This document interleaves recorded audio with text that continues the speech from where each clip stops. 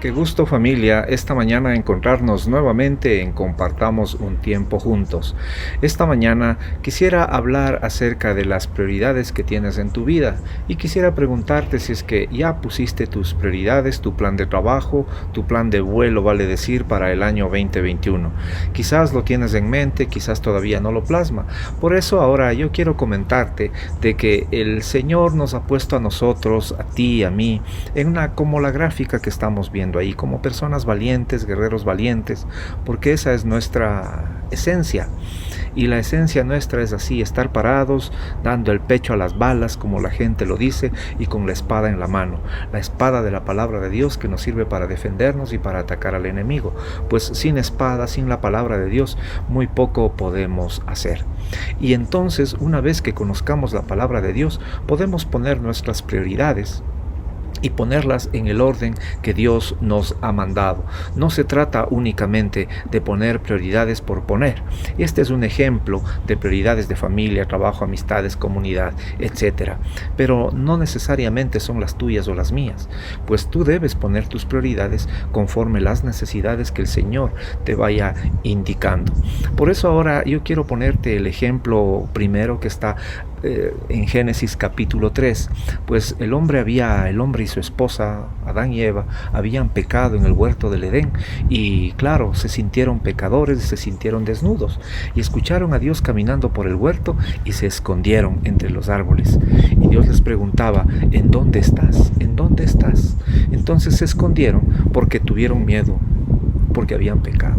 Eso nos pasa a ti y a mí muchas veces, que no nos enfrentamos a los problemas porque hemos cometido alguna falta, algún error o decirlo, algún pecado. ¿Qué decisión tomó el Señor? Pues el Señor en aquel tiempo, Génesis capítulo 3, le dijo al hombre, dado que hiciste caso a tu esposa y comiste del fruto, es decir, pecaste, porque el hombre desobedeció y por culpa tuya toda la vida lucharás para poder vivir de ella. Y le producirá espinos y cardos, y aunque comerás de sus granos, con el sudor de tu frente obtendrás alimento para comer hasta que vuelvas a la tierra de la que fuiste formado. Es decir, el Señor nos manda a trabajar. Tenemos que trabajar para poder alimentarnos, para poder llevar el pan a nuestra casa. Nos explica también que en muchas ocasiones nuestro trabajo producirá espinos y cardos. Y nuestro trabajo, es decir, no será efectivo siempre, para aprender y saber de que nosotros tenemos que sacrificarnos para llevar el pan a nuestra mesa. Igualmente te pongo otro ejemplo de las prioridades que el Señor indica cuando ejecuta algo. El Señor Jesucristo pasaba por algún lado, como siempre, tú sabes, el Señor estaba caminando por diferentes pueblos, poblaciones, predicando la palabra de Dios, y de pronto se encuentra con un endemoniado. Es la historia del endemoniado gadareno. Entonces en esa tierra estaba un hombre desnudo, encadenado, viviendo entre las tumbas, en un cementerio, en un ambiente de muerte, pues viviendo como un animalito porque un espíritu se había apropiado de él. Y toda la gente le tenía miedo a este hombre porque era muy agresivo, era como un animal salvaje. El Señor ora por él, reprende el espíritu, le dice que salga de ahí y pues bueno, el hombre se recupera. Al pasar eso, sucede la siguiente historia. La gente salió corriendo al ver lo que había pasado. Pronto una multitud se juntó alrededor de Jesús y todos vieron al hombre liberado de los demonios. Estaba sentado a los pies de Jesús, completamente vestido y en su sano juicio, y todos tuvieron miedo. Se asustaron viendo el milagro. Seguramente decían, ¿cómo es posible de que este hombre haya echado fuera ese demonio? Entonces el hombre que fue liberado de ese espíritu maligno se pone a los pies de Jesús y le hace un pedido.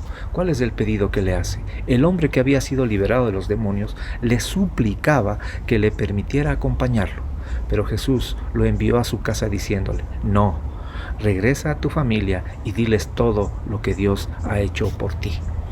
Mira, qué prioridad más interesante. Después de haber sido liberado, aquel hombre pues sintió seguramente mucha gratitud por el Señor y dijo, déjame seguirte, yo voy a estar contigo predicando la palabra de Dios.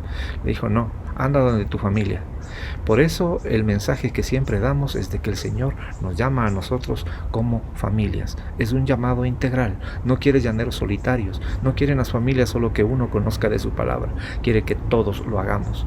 Y mira que este hombre no fue preparado en la predicación de la palabra, ni en la lectura de los evangelios o del Antiguo Testamento, no. Simplemente recibió su milagro, recibió su libertad, y eso tenía que contar a su familia. Seguramente la familia decía, ¿y quién lo hizo? ¿Cómo lo hizo? ¿Cómo es posible de que antes estabas desnudo y amarrado y ahora estás en sano juicio y vestido? Pues ahí está el testimonio del poder de Dios. Creo que tú y yo podemos hacer lo mismo. ¿Cuál es el milagro que has recibido tú en tu vida? ¿Cuál es la bendición que has tenido tú en tu vida? ¿Qué es lo que el Señor te ha dado? Pues eso comenta con los tuyos. Y vas a dar el gran testimonio de lo que es la palabra de Dios.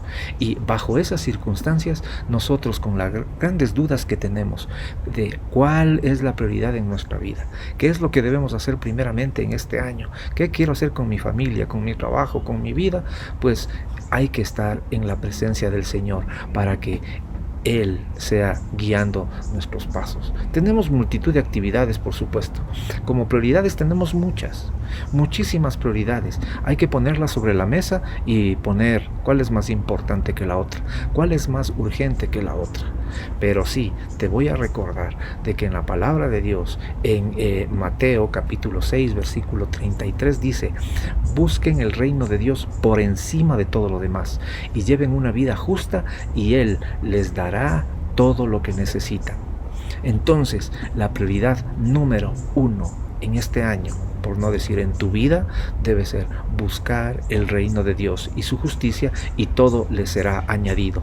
Por lo tanto, la presencia de Dios es lo más importante, porque con eso todo tenemos bajo nuestra responsabilidad, todo lo que tenemos bajo nuestra responsabilidad, pues será llevado con éxito, porque el Señor será quien guía nuestros pasos. Por lo tanto, en tus prioridades puedes hacer esto: Dios en el centro, y el resto va girando alrededor de la voluntad de Dios. Llámese trabajo, familia, iglesia o cualquiera de las circunstancias que estén alrededor de tu vida. Si pones a Dios en el centro de tu vida, todo te ayudará para bien.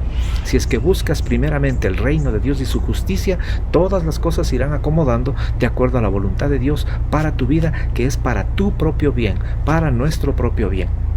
Por lo tanto, también quiero hablarte de Romanos capítulo 12, del versículo 2, que dice: no imiten las costumbres ni las conductas de este mundo, más bien dejen que Dios los transforme en personas nuevas al cambiar la manera de pensar. Entonces aprenderán a conocer la voluntad de Dios para ustedes, la cual es buena, agradable y perfecta. ¿Cuál es la receta que el Señor nos da? Que nuestra mente debemos estar alineada a la mente de Cristo. No debemos pensar como el mundo lo hace. No es justificación decir, todos lo hacen, por lo tanto yo también voy a hacer lo mismo. Dice que cambiemos nuestras costumbres, cambiemos nuestra manera de pensar, para que Dios nos transforme en personas nuevas, y cambiamos la manera de pensar para cambiar nuestra manera de vivir, y entonces aprenderemos a conocer la voluntad de Dios. Y el momento en que conocemos la voluntad de Dios significa que tendremos nuestras prioridades muy claras. Podremos determinar qué es importante y qué es urgente.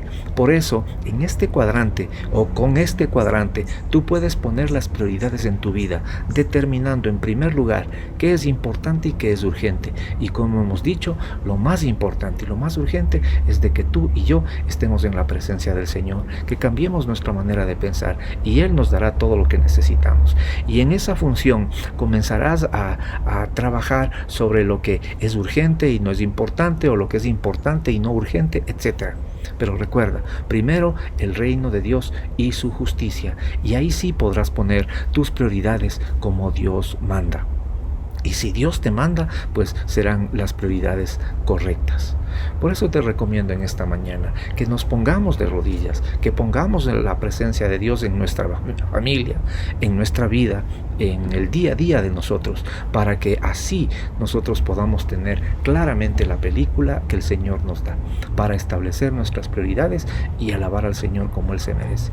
Y eso nos hará bien a ti, a mí, a todos los de nuestras familias. Si es que tú cambias tu manera de pensar, alineada a la mente de Cristo, primeramente alabando al Señor, todo se nos pondrá por añadidura y tendremos todo lo que necesitamos. Que el Señor te bendiga y espero que esta reflexión te haya servido. Que tengas un lindo día.